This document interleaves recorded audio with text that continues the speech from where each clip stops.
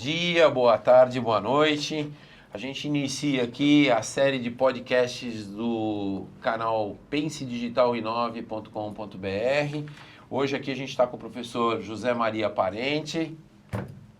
Bem-vindo, Parente. Obrigado. Bom, é muito legal estar aqui para essa conversa. Show de bola, show de bola. Eu sei que não foi fácil a gente chegar aqui, né? A gente estava no Mackenzie hoje, né? Nos encontramos lá, né, Luca? Pô, o Luca veio dirigindo aí, não aguenta mais dirigir hoje. A gente passou um tempão no trânsito. Luca, dá seu bom dia, boa noite, boa tarde aí pro pessoal.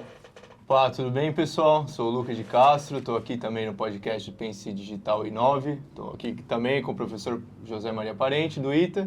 E a gente vai fazer algumas perguntas, né? Depois desse trânsito absurdo que a gente pegou, vamos começar. Hoje. Vamos lá. E aqui é o seguinte, se a gente falar alguma bobagem for processar, tem um advogado aqui para nos defender, né? Então vamos lá. E eu, Marcelo Castro, sou especialista em arquitetura e engenharia de negócios e coordeno aqui junto com o Luca esse nosso portal, esse nosso canal pensedigitalinove.com.br. E temos na retaguarda o Arthur, esse é o cara aí que ajudando a gente a botar esse negócio em pé. Parente, vamos começar pelo começo. Vamos começar pelo começo. Mas pra gente começar, ó, você que tá aí nos assistindo, já curte aí, bate a mão no sininho. Se não gostar, depois descurte, enfim. Mas segue a gente, passa pra frente, porque é o jeito da gente compartilhar informação, conhecimento daqui pra frente. Vamos começar, Parente, pelo começo. Eu não vou te chamar mais de professor, porque agora você tá como um amigo nosso aqui, você já tá cansado de dar aula, mas vai dar uma aulinha pra nós. O que tem a ver a IA? Como é que começou esse negócio? Por que a gente fala de 1956? Bom, legal, Marcelo. Olha, eu fico muito feliz de estar aqui com vocês, né? Falar sobre um assunto que é o assunto do momento. Né? A vida atual depende disso tudo, da IA. Mas uma grande questão é, como é que começa? Quando começou a IA, né? E é interessante que começa lá atrás, 1956, em que havia uma ideia de reunir um grupo de especialistas para tentar, então... para discutir, né? Pô, como será que a gente consegue representar a nossa mente, né? Pegar o que existe na nossa mente e transformar em modelo computacional, mas aqui tentando representar tudo, né? Tudo na nossa mente, né? Capaz de reproduzir, espelhar o cérebro, né? Representar aquilo tudo, né? Então, esse foi assim... O grande objetivo da IA. A IA começa com isso. Na nossa conversa a gente vai ver que como é que isso na verdade evoluiu ao longo do tempo, né? Mas veja que era um desejo ambicioso, algo que era o que se pensava ser possível naquela época, né? Então é um assunto assim muito importante, porque hoje todo mundo fala de IA, né? Todo mundo está usando o ChatGPT, outros modelos de linguagem, está falando de IA, mas o que é necessariamente IA? Perfeito, né? Perfeito. Essa é a próxima pergunta, né? O que é a IA de hoje, né? Como é que essa coisa não só surgiu, você já explicou, mas como é que ela se organiza, como é que ela se forma, como é que a gente usa isso? Muito bem.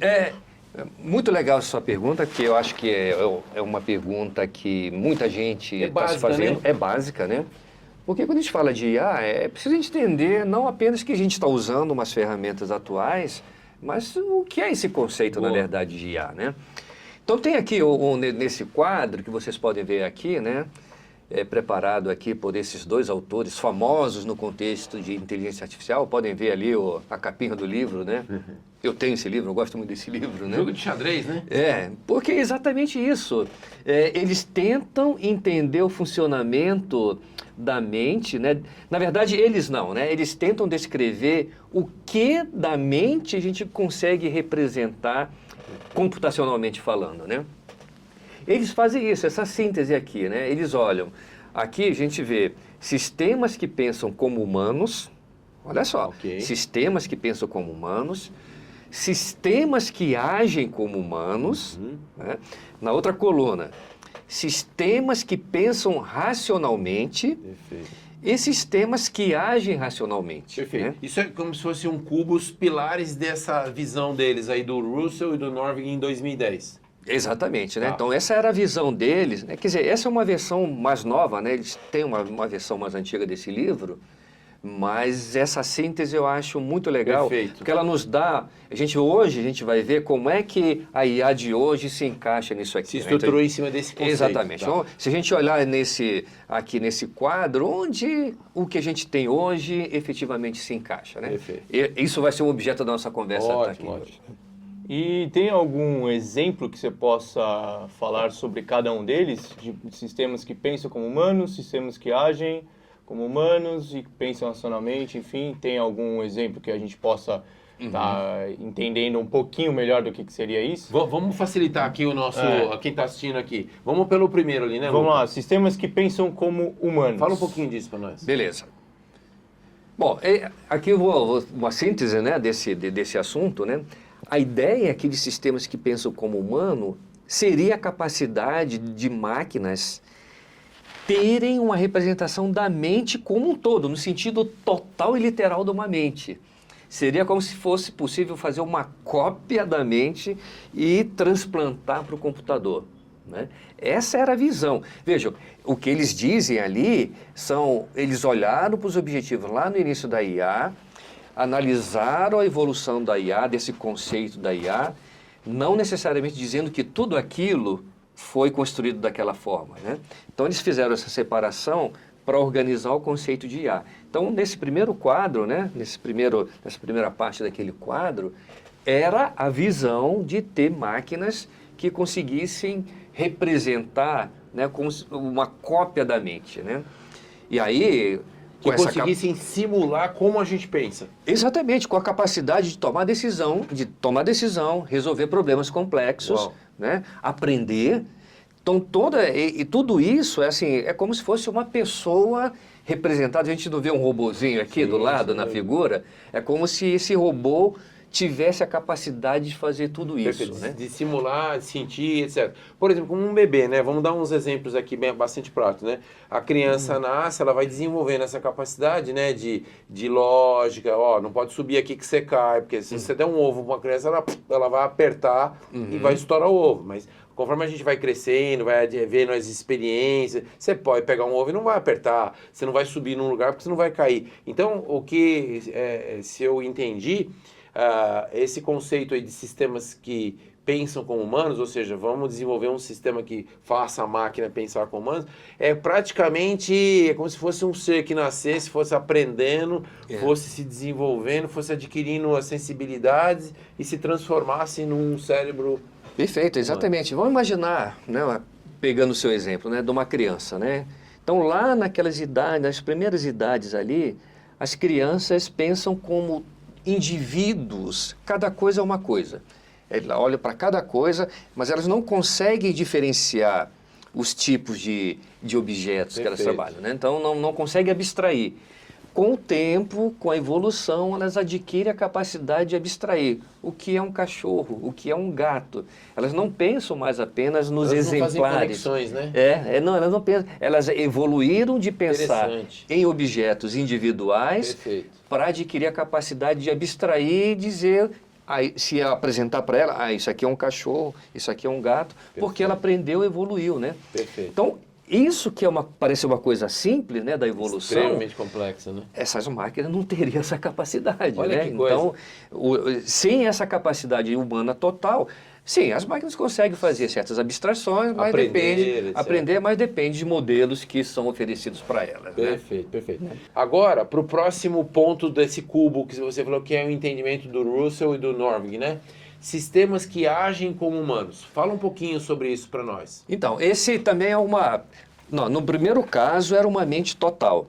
Agora aqui, a representação, né, nas máquinas, com a capacidade de agir inteligentemente, mas não como daquela forma total, como se fosse um robô com a capacidade humana de pensar. Mas seria um robô com uma capacidade de fazer coisas inteligentes, não todas, mas algumas coisas, né? Sobretudo aquelas tarefas mais complexas, né, que requerem um certo grau de inteligência para fazer.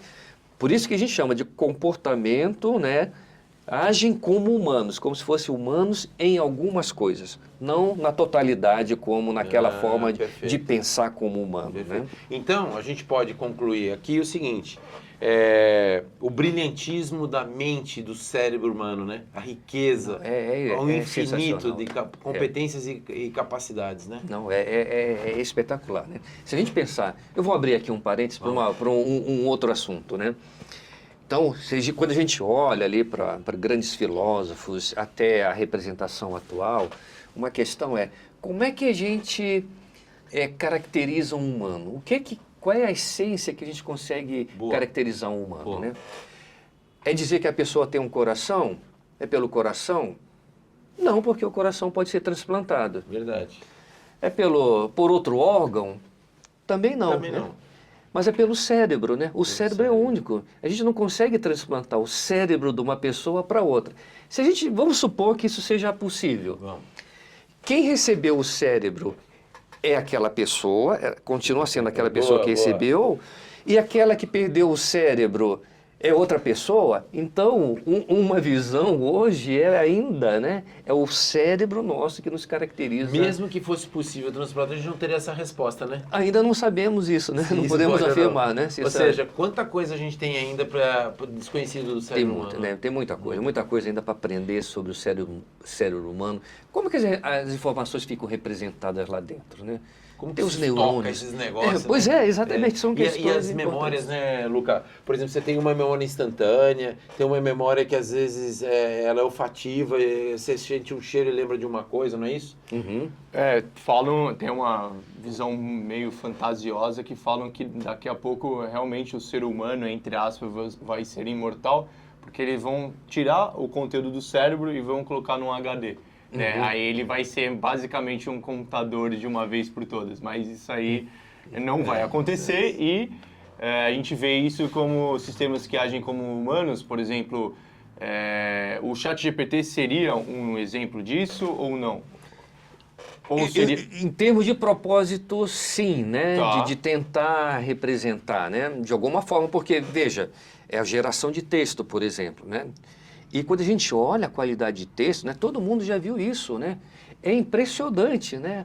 A riqueza, a clareza. Agora, tem um aspecto aí que a gente precisa, que a gente vai comentar mais adiante, é que nem tudo que é gerado, né, por esses modelos de linguagens está correto. Isso. Então tem muitas informações ali no meio que a gente precisa ficar atentos a elas. Vamos organizar aqui para o pessoal o raciocínio para a gente seguir, porque a gente falou até agora de 2 pilares desse cubo da IA, né? Vamos voltar no terceiro, Luca? Vamos voltar. Qual que é o terceiro, professor Parente? Isso aqui, o terceiro.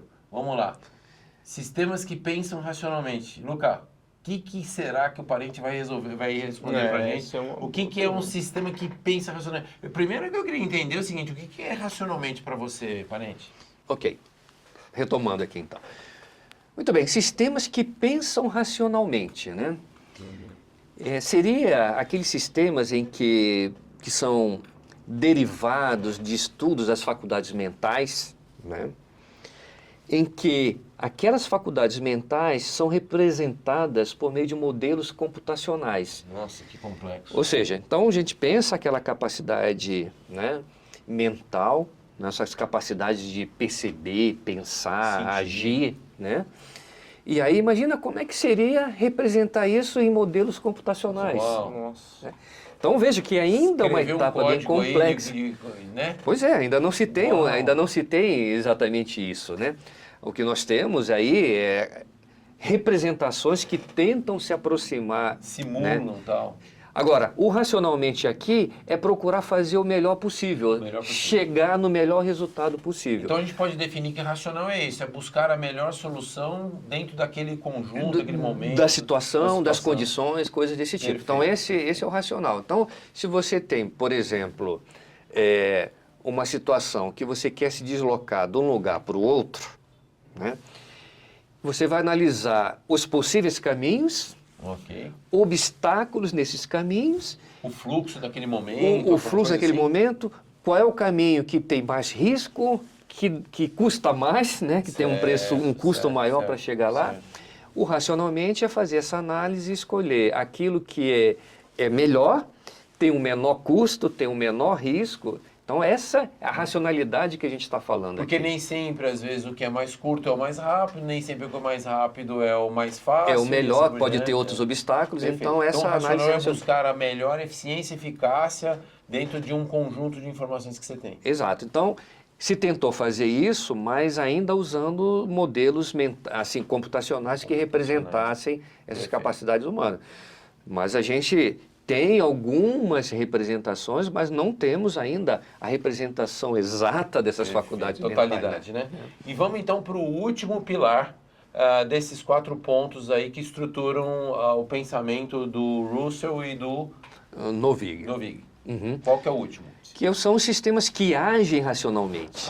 Agir. Isso, exato. Ou seja, de ação, nós estamos falando de... Veja, e aqui nós não estamos falando ainda da capacidade de representar a mente humana, as faculdades mentais. Estamos falando de sistema que vai procurar agir racionalmente. Ou seja, sistemas que vai receber diversas informações, sistemas que vão receber diversas informações, tem modelos internos de como analisar as informações e agir, certo? Buscando o melhor resultado, né? Essa é a racionalidade.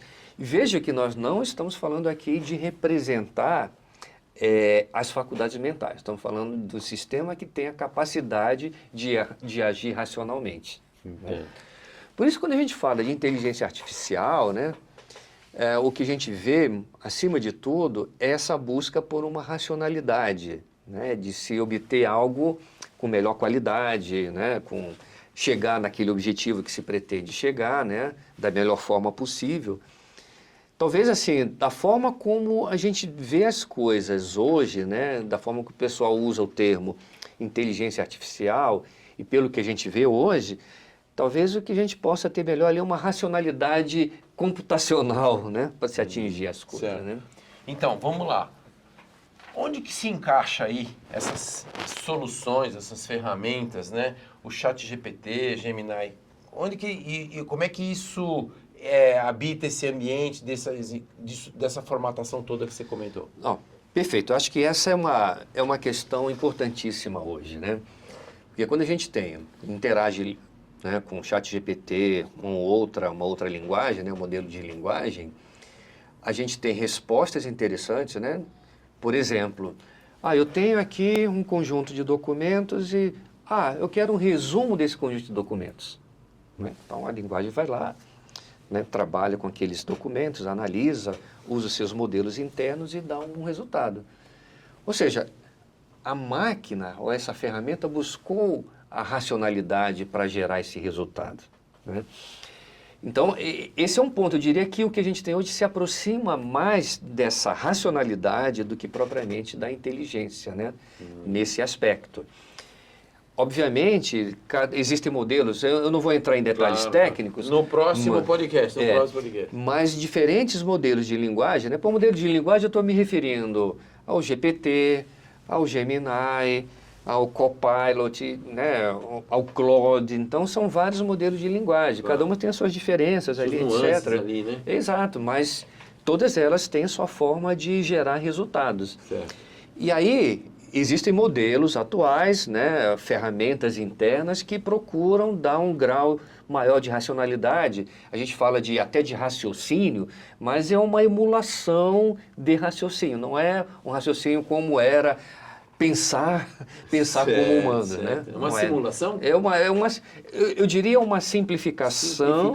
Né, representada daquelas coisas, né? Não exatamente um raciocínio como humano, né, propriamente raciocínio. Entendi. Uma coisa que você falou, Luca, a gente estava conversando isso outro dia, eu e o Luca, né? Uma coisa quando você vai fazer uma interação e utilizando uma dessas ferramentas aí, dessas aplicações, ChatGPT, Gemini, Claude, ele vai buscar onde? É importante saber onde ele está buscando, né? Se você está dando um ambiente para ele buscar, se você define onde é a abrangência.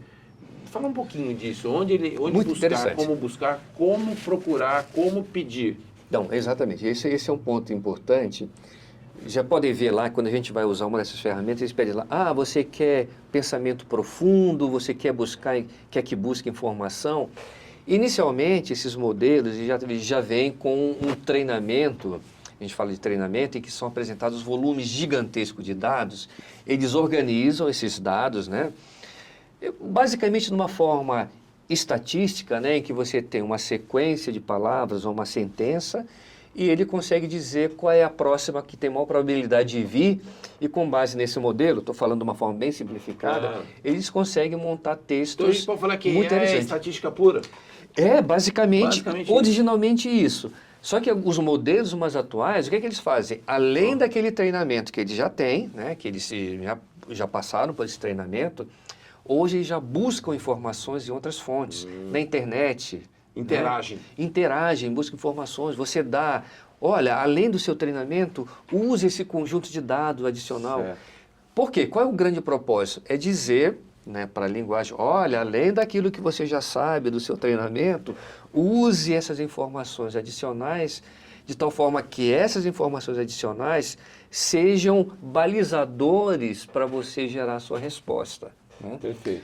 E a qualidade tem aumentado de uma forma impressionante, né? Mas, de qualquer forma, eu gosto até de fazer esse comentário. Você que está ouvindo a gente, certamente todo mundo está usando, né? A tendência é que todo mundo use, já tem no nosso celular, já tem no computador. A gente consegue resultados impressionantes, né? Mas nós temos sempre que ter um olhar crítico, né? Manter um olhar crítico. Aquilo que a gente obteve, a gente tem que analisar as palavras, o que está dito ali, para ver se não tem alguma incoerência ou inconsistência. Porque, como basicamente esses modelos trabalham com o modelo estatístico, muita coisa pode entrar ali no meio e não está corretamente. E atrapalhar essa estatística, né? Eu faço isso, eu uso para organizar texto, organizar material, etc. Mas eu tenho que ficar ali atento para ver se não tem algo equivocado. E as inteligências artificiais de uma maneira geral, né? Que na verdade a gente tem que chamar agora de racionalidade computacional, né? Que o professor mesmo falou aqui. Estou falando mais da área do direito, né? Ela pode criar jurisprudência, ela cria leis do nada, assim, que ela pensou e criou um devaneio. E ela pode ser, por exemplo, essas leis, eu vi muitas pessoas, não vou dizer nomes, mas usaram no TCC e, sem querer, colocaram jurisprudências ou súmulas que não existiam nisso. E o ChatGPT colocou lá que existia. Esse eu acho que talvez seja um dos problemas muito grandes aí que a gente está enfrentando. Que é o chat, ele, né, gerar coisa. Viajar na maionese, né? Usando o termo técnico, alucinar. Alucinar, alucinações, né? Alucinações, Você falando várias vezes, chamando, né? Parente, mas por isso, assim, só para complementar, claro. Exatamente por isso tem avançado, existem várias técnicas que estão procurando reduzir isso, tá? Tá, legal. A gente não vai entrar aqui em detalhes, mas o pessoal está atento, está desenvolvendo mecanismos, aperfeiçoando, que é para tentar já delimitar e dizer para a linguagem, esse aqui é o contexto que você deve analisar com cuidado e responder em termos disso, né? Para evitar essa geração, né? Sei lá, essas viagens, né? Por exemplo, no contexto científico, já houve artigos gerados por IA que foram aceitos. Veja, a ferramenta gerou o artigo, gerou ideias novas, os avaliadores não perceberam e aceitaram como artigo. Fez sentido e foi aceito. Claro. Outros casos foi geração, da mesma forma que geração de súmula, né, de jurisprudência, foram geradas referências bibliográficas que não existiam. Né? Exatamente. Ele simulou uma realidade, a gente pode dizer isso? Simulou uma... Eu diria assim, que não intencionalmente combinou as informações e acabou chegando naquilo. A gente podia dizer o seguinte, que de uma certa forma o sistema computacional, ele falou, eu tenho que dar uma resposta para isso. E foi buscar lá e compor essa resposta. Compor e acabou. Resposta. Não necessariamente que ela seja 100%, vamos chamar assim, impossível, mas não era verídica. Exato, exato. Porque às vezes pode até ser possível. Você colocou agora um artigo, foi lá, cabeças pensantes, com toda a sua racionalidade, conhecimento, aceitaram aquela... Pô, que negócio interessante isso, que bacana. Então estava dentro, né, Luca, de um contexto de lógica, de razão, etc. Mas não necessariamente... Não.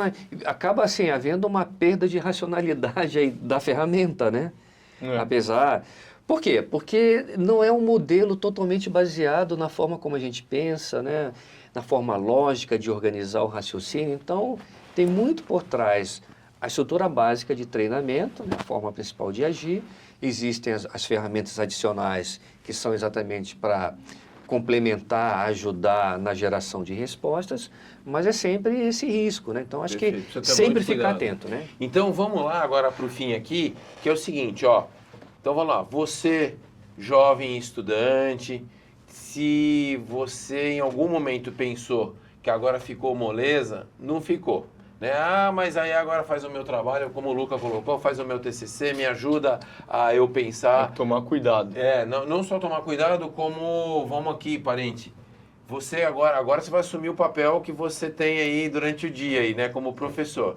Esse negócio de que a vida ficou mais fácil, isso aí não é verdade. Você vai ter que continuar estudando, buscando informação, conhecimento, lendo, buscando a vivência dos mais velhos para poder antecipar experiências, né? Agora tem um outro detalhe também, né, parente? Outro dia eu fiz até um post aqui, fiz um vídeo. Depois, se você quiser, a gente vai tentar colocar aqui, Arthur, um link aqui para você ver esse vídeo.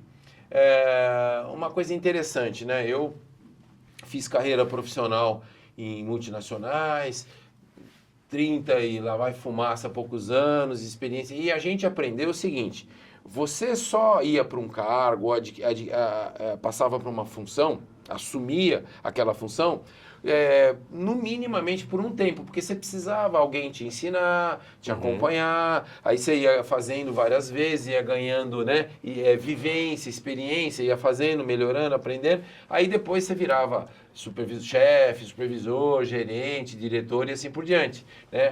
O conhecimento vinha, não digo essencialmente, mas vinha muito pela vivência e pela experiência profissional.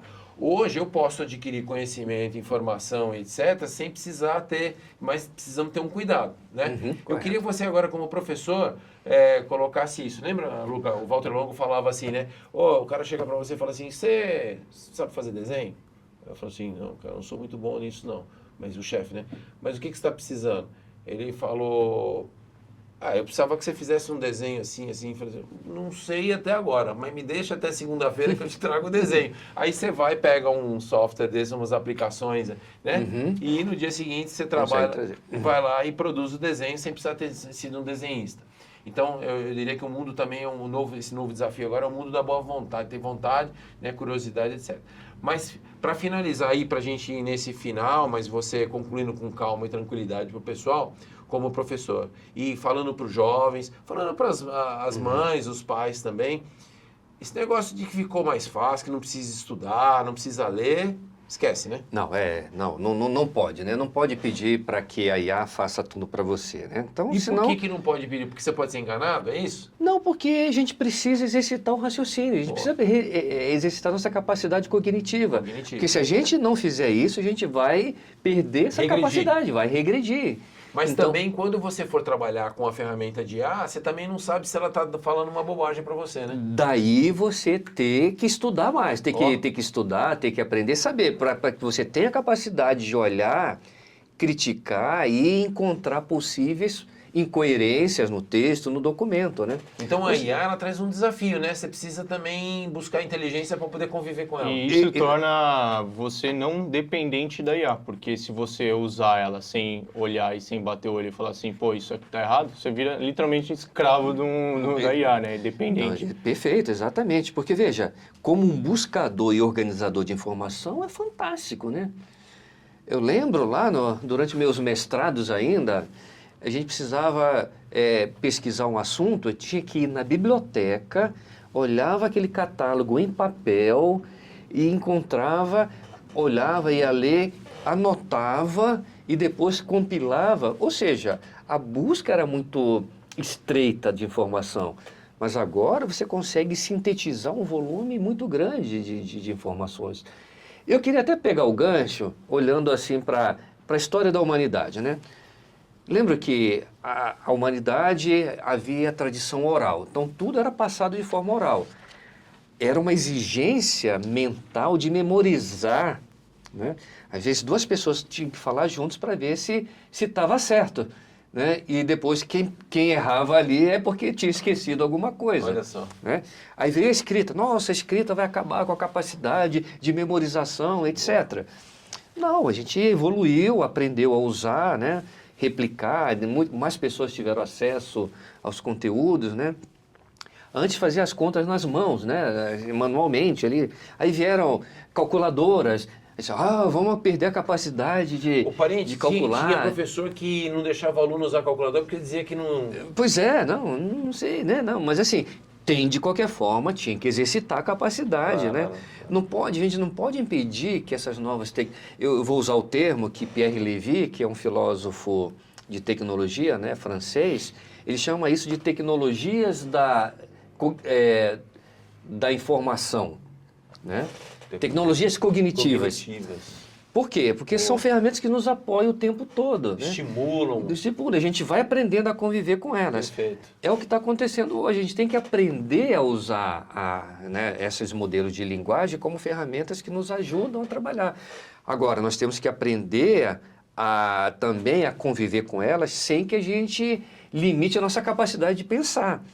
Então, não é parar de estudar, nós temos que exercitar o tempo todo a nossa capacidade cognitiva de síntese, de criar ideias, de conectar os pontos, né? Ter insights. Até e a ferramenta provoca aprendizado, gera aprendizado, né? Exato. Então, a ferramenta entra ali para nos auxiliar, né? Perfeito. Não dá para pedir, faça um slide para mim, faça um resumo para mim. Então, a gente tem que agir de forma, assim, positiva, né? Prospectiva. Não pode ser de forma ativa e não de forma passiva, Perfeito. né? Então, isso é um...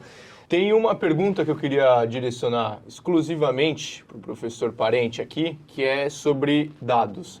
Você falou que a inteligência artificial, enfim, ela usa um banco de dados para te trazer uma resposta. A inteligência artificial tem a capacidade de criar dados? Sim, mas isso também é algo que a gente precisa tomar cuidado, né? Curiosamente, nesse momento...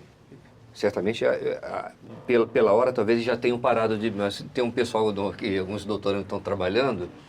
A gente está precisando criar exemplos para verificar a resposta da IA, para ver se estão corretas. A gente está criando exemplos, pedindo para a IA criar exemplos, ou seja, novos dados. E aí, o que acontece? Nós vamos ter que dar os parâmetros, olha, criam dados com essas características, para que aquilo sirva de referência, para que a gente confira se a resposta está batendo ou não. Interessante. Então, isso de um ponto de vista aqui de experimento científico, né? Agora, existe um problema sério, né, em aplicações reais, que chama de injeção de dado errado. Então, tem sistemas maliciosos com essa intenção de fazer o seu sistema não funcionar direito ou ir numa direção que alguém tenha interesse. Mas é algo que é uma preocupação hoje. Entre a segurança da informação em IA, né? Isso é um assunto... Pô, bacana, não tinha a menor ideia. Forjar e formatar realidades. Exato, né? De gerar dados para a sua IA, né? Dados, porque alguém tem interesse que a sua IA use e dê resposta naquela direção. Perfeito. Né? Então, Pô, bacana, não sabia que era assim... eu não sabia que era possível desta forma. Achei que poderia ter, por exemplo, dentro de uma ferramenta, você poder simular, criar um dado ali, simular, mas pela forma que o professor está falando, então é possível eu criar um dado para que ele busque depois. Exato, exato. A própria IA pode, sem que você injete alguma coisa, né, intencionalmente... Ela por si só, por trabalhar sobretudo com essa organização estatística, ela pode, num dado momento, fazer uma combinação de dados, né, junta 2 pedaços de informação ali e acaba saindo algo que não existia, né? Pô, então, legal. Ela simular uma realidade. Simular algo, né? Perfeito. que parece, que tem aparência de ser real, mas que não necessariamente é real. Né? Perfeito. E se quem está usando não está prestando atenção, pode tomar aquilo como verdadeiro e usar e pode ter consequências. Lógico, o resultado final. Que podem ser, assim, catastróficas se a IA está sendo usada em sistemas críticos, né? Como na área médica, por exemplo. Sim. Caraca. É isso aí. Interessante. Uma coisa interessante que eu vejo no ITA, né? O ITA, isso dito por vários professores, né, professor Parente? Ele ensina você a aprender, né? Aprender.